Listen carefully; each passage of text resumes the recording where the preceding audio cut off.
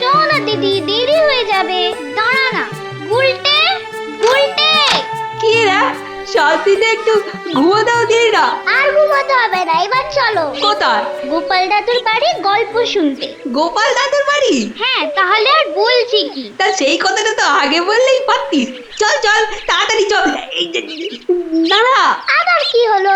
ন্যাপলাটাকে নিয়ে যাই। Nabla, high nabla, আস্তে আস্তে। চল চল, আমরা সবাই গোপাল দাদুর বাড়ি যাচ্ছি। চুপ, তোরা এগো, আমি আসছি। আচ্ছা, তাড়াতাড়ি আসিস।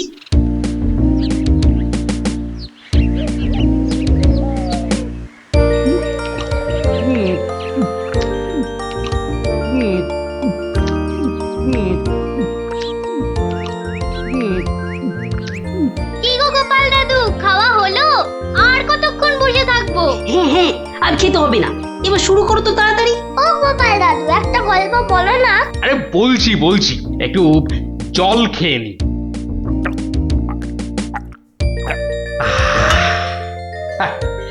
শোন তবে, মন দিয়ে শোন। আমি তো মহারাজ কৃষ্ণচন্দ্রের রাজসভায় রোজই যাই, হাসি তামাশা করি। তা বেশ আনন্দেই দিন কাটছিল। তা কয়েকদিন হলো আমি শরীর খারাপের জন্য যেতে পারিনি, বুঝলি। সেই সময়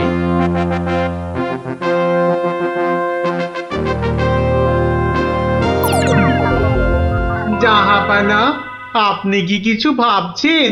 হুম হুম ভাবছি উজির, ভাবছি। কি ভাবছেন জাহাপানা? আচ্ছা উজির, হিন্দুদের কি একটা মহাকাব্য আছে না, কি যেন নাম? হিন্দুদের মহাকাব্য?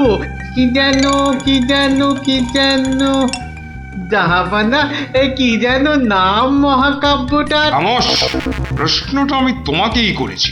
উত্তরটা যদি আমি জানতাম, তাহলে তোমার মতো একটা আহম্মকের কাছে কি জানতে চাইতাম? তাড়াতাড়ি বলো কি নাম। কি কি যেন কি যেন মহাভারত জাহাপনা। মহাভারত! দেখেছেন, আমার সাথে থাকতে থাকতে এরাও কেমন পণ্ডিত হয়ে উঠেছেন। থামো। মহাভারত, মহাভারত, একটা মহাভারত চাই। এই কথা আমি এক্ষুনি আনানোর বন্দোবস্ত করছি জাহাপানা। থামো। হিন্দুদের মহাভারত নিয়ে আমি কি করব? আমার একটা নবাবী মহাভারত চাই। নবাবী মহাভারত? নবাবী মহাভারত। তা কি করে সম্ভব জাহাপানা? সেসব আমি কিছুই শুনতে চাই না। চাই মানে চাই, আমার নবাবী মহাভারত চাই। আগে বুঝেছি জাহাপানা, চাপা খুঁজে ফেরে পরশ পাথর। কিছু বললে নাকি? না জাহাপানা, কি করা যায় দেখি। আমার মাথায় একটা মতলব এসেছে। শুনেছি মহারাজ কৃষ্ণচন্দ্রের সভায় নাকি অনেক পণ্ডিত আছেন। হ্যাঁ জাহাপানা, ঠিকই শুনেছেন। ওনাকে এক্ষুনি চিঠি লিখে আমার ইচ্ছেটা জানিয়ে দিন। জো হুকুম জাহাপানা, কিন্তু মানে কি লিখবো যদি একটু বলে দেন। যত সব অপদার্থ জুটেছে আমার সভায়, কি লিখবে সেটাও নাকি আমাকেই বলে দিতে হবে। লিখবে, যত শীঘ্র সম্ভব আমাকে একটা নবাবী মহাভারত লিখে পাঠানো হোক। তার জন্য যা খরচ তা আমি সব দেবো, কিন্তু আমার নবাবী মহাভারত চাই। না পেলে কিন্তু সবার গর্দন যাবে। জো হুকুম জাহাপানা, আমি আজই চিঠি দিয়ে লোক পাঠাচ্ছি।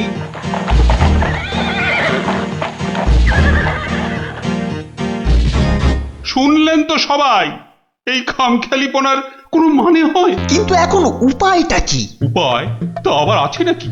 থাকলে তো মুন্ডুটা বাঁচতো।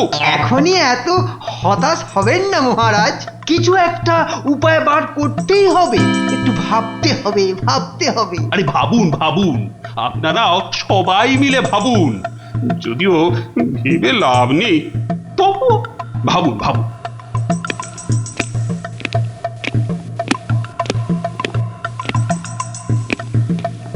ধুস ধুস, ধুস, উমহাম না করে ভাবুন সেনাপতি। মহারাজ, একটা কাজ করলে হয় না? কি কাজ? মহারাজ, আপনি নবাবকে লিখে পাঠান যে কাব্য নবাব নিজে রচনা করবেন সেই কাব্যই একমাত্র নবাবী মহাভারত হতে পারে। সাধু সাধু সাধু। থামুন মন্ত্রী, আপনি কি বিদ্রোহ চাইছেন? অনর্থ হয়ে যাবে। নবাব আমাকেই বিদ্রোহী বলে আমার এই সাধের মুন্ডুটা ঘ্যাচাং করে।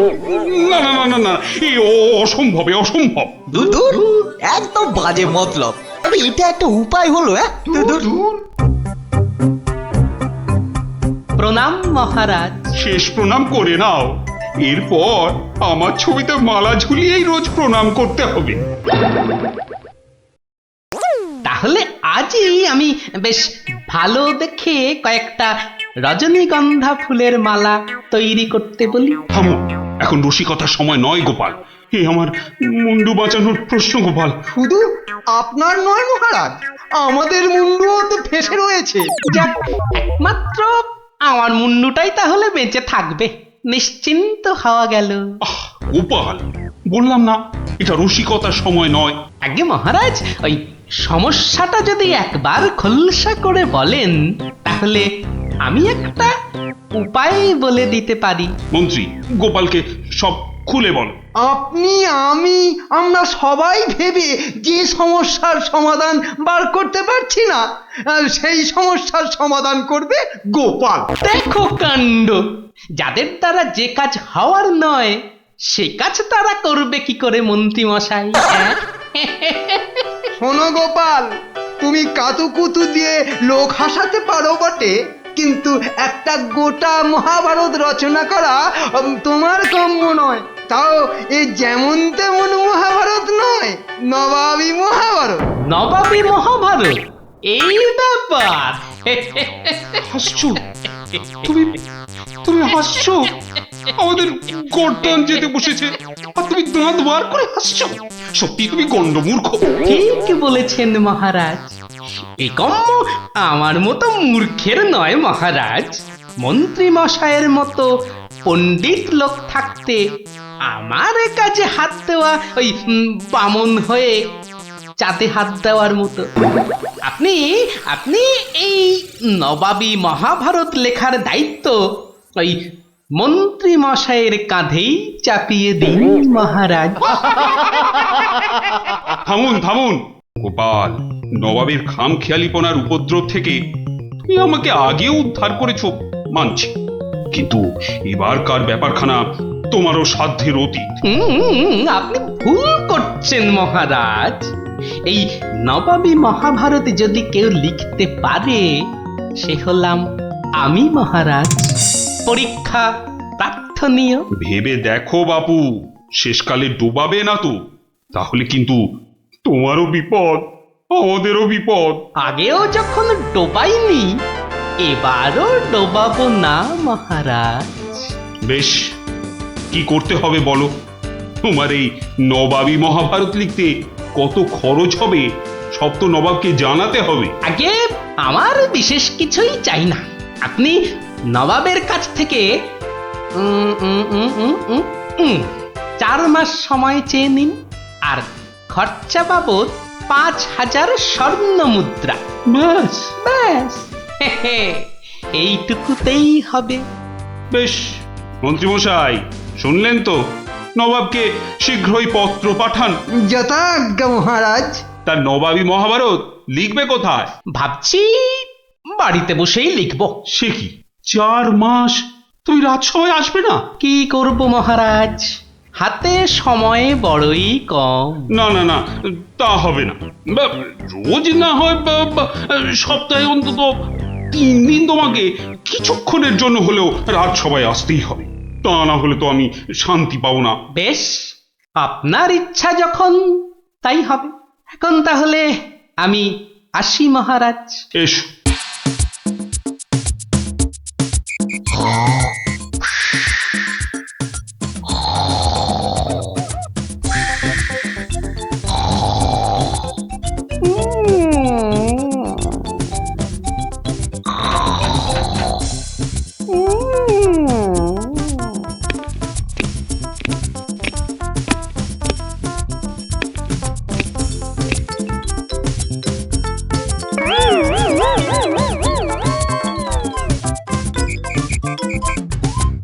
মশাই, গোপালের রচনা কতদূর?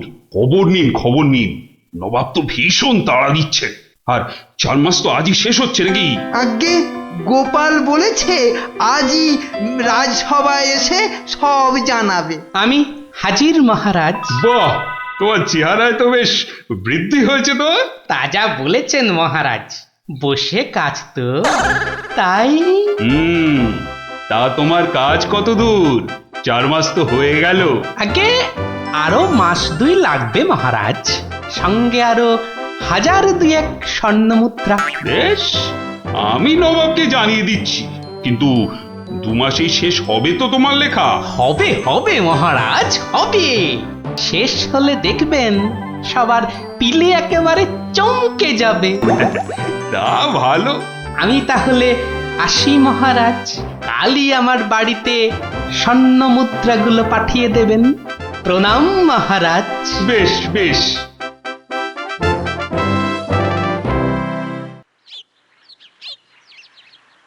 দেড় মাস পার হয়ে গেল, গোপালের খবর কি?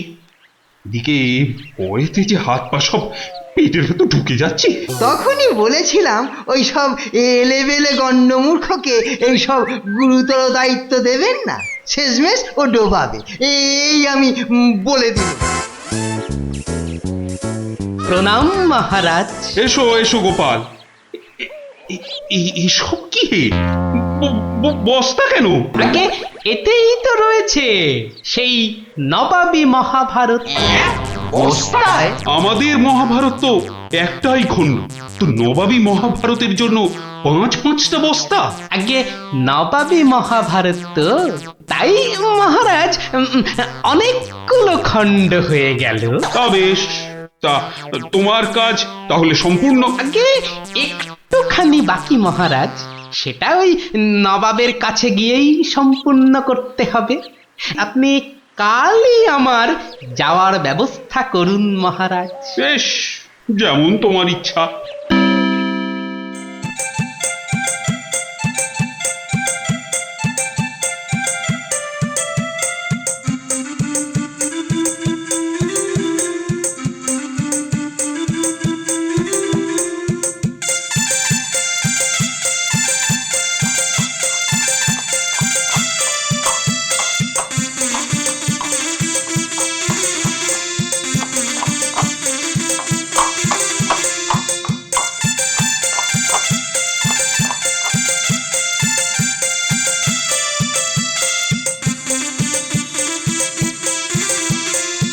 জাহাপানা, মহারাজ কৃষ্ণচন্দ্রের কাছ থেকে গোপাল এসেছে। আদাব জাহাপনা। গোপাল, আসন গ্রহণ করুন। নবাবী মহাভারত এনেছেন? এনেছি, বাইরে গরুর গাড়িতে আছে হুজুর। হ্যাঁ, নবাবী মহাভারত গরুর গাড়িতে?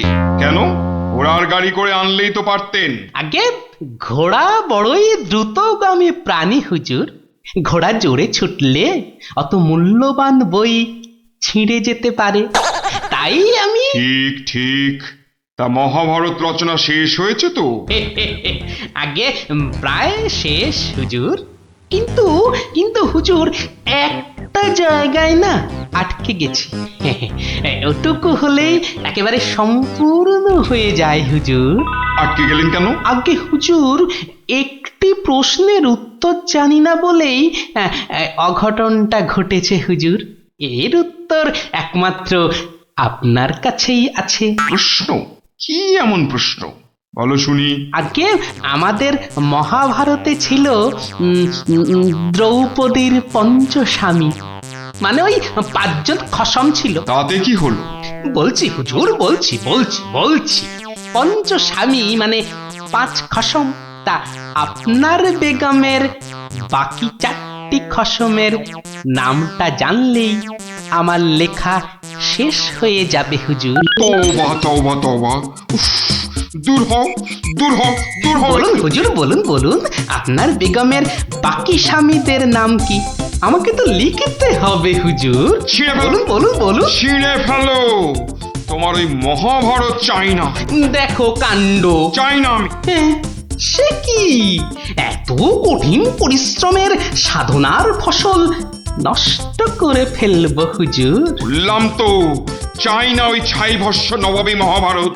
ফেলে দাও, ফেলে দাও। আমার এই মন্দ কপাল, ভেবেছিলুম নবাবী মহাভারত রচনা করে ৫,০০০ স্বর্ণ মুদ্রা পুরস্কার পাবো, আর আপনি বলছেন ছিঁড়ে ফেলতে। না না, পুরস্কার তুমি পাবে, কিন্তু তোমাকে আর ওই ছাই ভস্য লিখতে হবে না।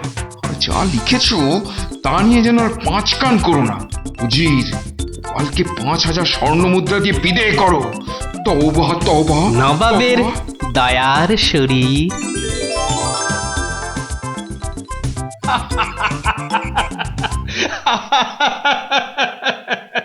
তোমার তোমার জবাব নেই। কিন্তু ওই মহাভারতে তুমি কি লিখেছো তা জানতে যে খুব ইচ্ছে করছে। এ কি, এই যে সব বাজে কাগজ। বুদ্ধি থাকলে বাজে কাগজই নবাবী মহাভারত হয়ে যায় মহারাজ। মন্ত্রী মশাই, এই গোপালকে ২,০০০ স্বর্ণ মুদ্রা পুরস্কার দেওয়া হোক এক্ষুনি। বলেছিলাম লিখতে মন্ত্রী মশাই, আপনি তো লিখলেন না।